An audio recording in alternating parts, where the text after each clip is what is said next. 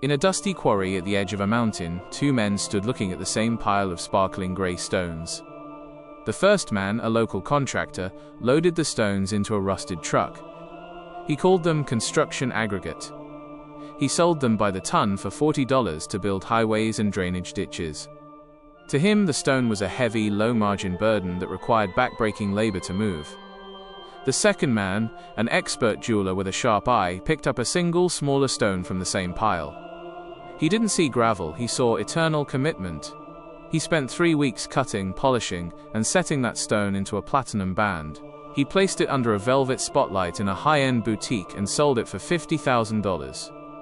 The physical material was the same, carbon and mineral structure, but the definition had shifted the value by a factor of 1,000,000. The logic of reality is that objects and people have no inherent price tag, they only have the labels we give them.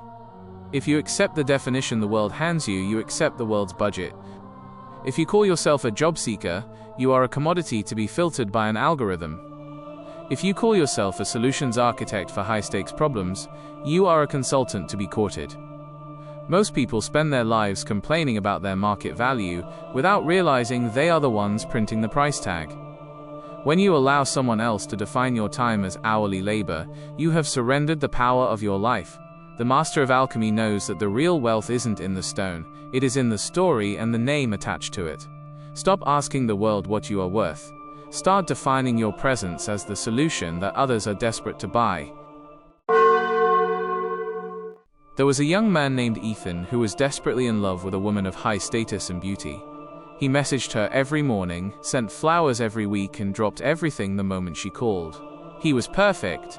Always available, always agreeable, and always eager to please. Despite his efforts, he was treated as a ghost, a backup plan to be ignored when someone more interesting appeared. In the same circle, there was another man named Julian. Julian rarely checked his phone. He was consumed by his own projects, building a business and traveling the world. When he did see the woman, he was polite but brief, often leaving the conversation first to attend to more pressing matters. He never asked for her time. He barely seemed to notice her beauty. The result was a psychological irony. The woman spent her nights wondering why Julian didn't want her, while she felt suffocated by Ethan's endless devotion. The trap of scarcity is a fundamental law of human interaction. Your need creates distance. The moment you project the energy of, "I must have this," you signal to the other party that you are beneath them. Desperation has a specific scent. It smells like a lack of options. Whether you are chasing a romantic partner, a business deal, or a promotion, the thirst in your eyes makes the prize move further away. In the alchemy of mind, the most powerful stance is the ready-to-walk posture. High-value individuals operate from a place of internal abundance. They don't need the deal to survive. They don't need the person to feel whole. This lack of attachment creates a vacuum that others feel compelled to fill. If you want the world to chase you, you must first stop running toward it with open arms. True attraction only begins when you are so invested in your own mission that the world becomes an optional guest in your life. A centuries-old story tells of a poor farmer who was tilling his soil when his plow hit a heavy metallic object. He dug it up and found a massive, raw nugget of pure gold. His heart raced with excitement. He went home and told his wife, "We are saved! I can finally trade this heavy rock for the finest, most durable steel hoe in the province. I will never have to worry about a broken tool again." He was thrilled with his big win. At the same time, a traveling merchant staying at the local inn saw the farmer carrying the nugget. The merchant didn't think about tools. He thought about territory. He didn't want the gold. He wanted the source.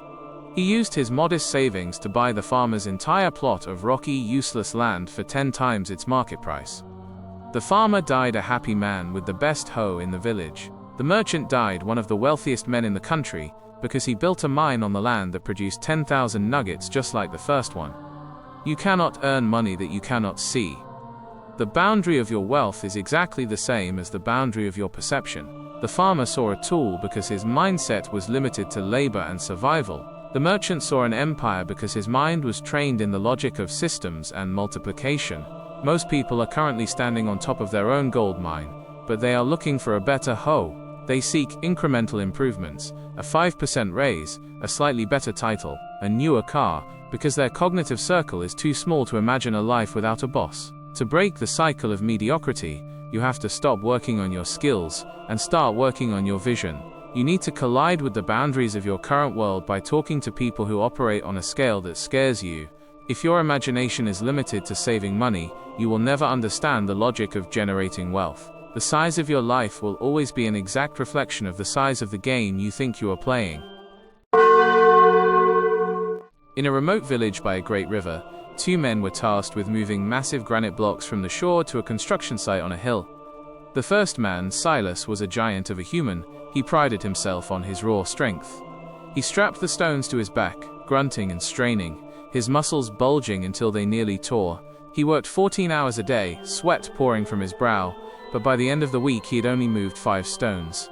He was exhausted, his joints were aching, and his progress was capped by the physical limits of his own heart and bone. The second man, Elias, was physically unimpressive. He spent the first 3 days sitting by the river, simply watching the water and drawing diagrams in the sand. Silas mocked him for being lazy. On the 4th day, Elias didn't pick up a single stone. Instead, he hired 10 local laborers who were looking for work, promised them a share of the final payment, and showed them how to use a series of wooden rollers and a long timber lever he had fashioned. By sunset, Elias had moved 50 stones while he stood in the shade, directing the flow. The logic of the lever is the dividing line between a laborer and a master. If you are the only engine in your business, your wealth is limited by the 24 hours in your day and the energy in your veins. This is the trap of linear income. The world's greatest fortunes are not built on hard work, they are built on other people's resources, OPR. They borrow the capital of banks, the time of employees, and the specialized brains of experts to move mountains that no single human could ever nudge. When you shift your mindset from "how do I do this" to "who can do this for me," you have found the fulcrum of reality. You stop being the rower and start being the navigator. The goal is not to be the strongest person in the village. It is to be the person who understands how to coordinate the strength of 100 men. In the game of high-level wealth, your hands should be clean because your mind is busy building the machine that does the heavy lifting for you. There was once a timid young actor named Leo who was terrified of confrontation. He spoke in a whisper and walked with a slouch, always trying to disappear into the background. One day, a famous director cast him in a role that seemed impossible, a fearless, iron-willed general leading a desperate army. To prepare, Leo was told he had to live as the character for 3 months. He had to wear the heavy armor, speak in a booming command, and look every man he met directly in the eye without blinking. At first, Leo felt like a fraud. He felt the cold sweat of an imposter under his breastplate, but the soldiers on set didn't know he was a coward. They saw the armor and heard the voice, so they stood at attention. They saluted. They followed his orders with genuine fear and respect. After 60 days, something strange happened. Leo stopped acting. His spine had permanently straightened. His voice had developed a natural resonance. When the filming was over, Leo didn't go back to being a whisperer. He had rewritten his own operating system. He had played the part until the part became his reality. The human brain is a powerful mirror mechanism. It cannot distinguish between a deeply held simulation and a physical fact. The feedback loop of identity. Most people wait until they feel successful before they start acting like a success. They wait for the bank account to change before they change their posture. But the universe works in the opposite direction. You must first audit the character you are currently playing. If you play the struggling artist or the overworked employee, the world will treat you accordingly, and your brain will produce the chemistry of a victim. If you want a different life, you must choose a top-tier script and start performing it today. Wear the clothes of the person you intend to become. Use the vocabulary of the elite. Make decisions based on where you want to be in 5 years, not where you are sitting now. The theater of life doesn't care if you are faking it at the start. If you maintain the performance long enough, the world will eventually get tired of resisting and simply start filling in the blanks to match the image you have projected. In a high-end rooftop lounge in Singapore, 2 men sat at opposite tables.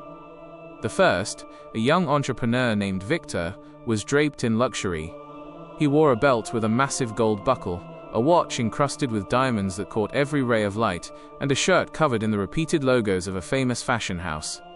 Every time he moved his arm, he made sure his sleeve slid back to reveal his wealth. He spoke loudly into his phone about millions in turnover and disrupting the industry, making sure everyone within 3 tables could hear his success. At the corner table sat an older man in a plain, high-quality white t-shirt and navy trousers. He had no logos, no visible brand names, and his watch was a simple steel piece that looked like it belonged to a pilot. He sipped his water in total silence, reading a physical book. When the check came, Victor made a show of pulling out a gold-plated credit card. The man in the white t-shirt simply nodded to the waiter, who already knew his name, and walked out to a waiting car that cost more than Victor's entire apartment. The logic of signal art is that the louder you scream, the less you actually have to say. In the world of high-stakes power, excessive noise is a distress signal.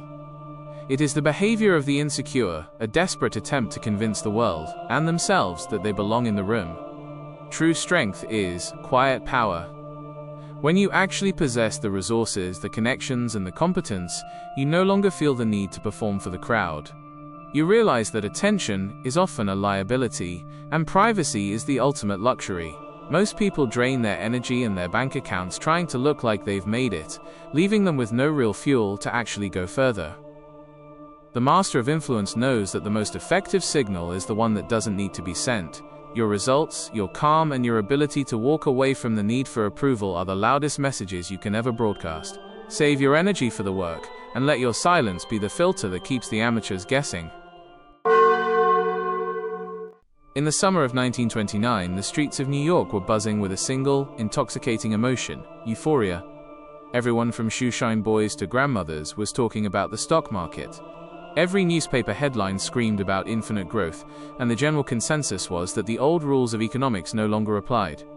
It was a new era, and anyone who wasn't buying was called a coward or a fool. Amidst this madness, a lone investor named Patrick sat in his study, away from the ticker tapes and the shouting crowds. He looked at the raw data. Debt was rising, production was slowing, and the logic of the crowd was based entirely on the hope that someone else would buy for a higher price tomorrow. He didn't listen to the experts on the radio. He didn't join the cocktail parties. He quietly sold every single share he owned and moved his capital into cash and gold. His friends mocked him, calling him out of touch, as they watched their paper wealth double in weeks. 7 days later, the market vanished into an abyss, and those same friends were left with nothing but suicide notes and empty pockets. The ability to cancel noise is the rarest skill in the human species. We are biologically wired to follow the herd because, for thousands of years, the herd provided safety from predators. But in the modern world of information and finance, the herd is the predator. If you find yourself agreeing with the majority, if you are reading the same breaking news and feeling the same outrage or excitement as everyone else, you are currently being processed by the machine. Most people are feedback loop machines. They just repeat what they heard on the morning news. The master of reality knows that the truth is almost never found in the shouting of the masses. It is found in the quiet analysis of the causes, while everyone else is reacting to the effects. To win, you must be willing to be wrong in the eyes of the crowd for a long time. You must turn off the TV, silence the notifications, and stare at the cold, hard logic of the situation until the path becomes clear. In a world of screaming lunatics, the person who can stay rational for 10 minutes longer than the rest is the person who ends up owning the asylum.